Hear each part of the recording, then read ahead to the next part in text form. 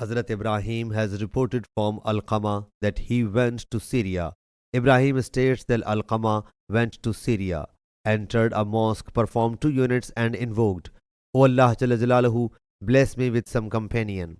He then went and sat beside Hazrat Abu Darda radiyallahu anhu. He asked, Where are you from?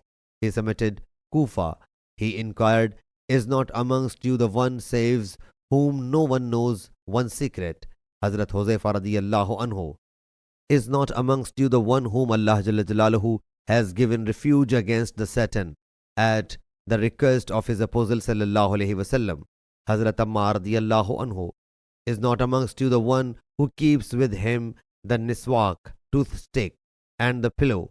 Hazrat Ibn Masud radiyallahu anhu.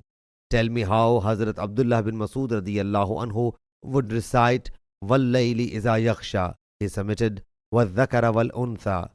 He thereupon said, These people keep on create misgiving in my mind, but I have heard this verse in the same way from Allah's Apostle sallallahu alaihi wasallam. Sahih Bukhari, Hadith number 6278.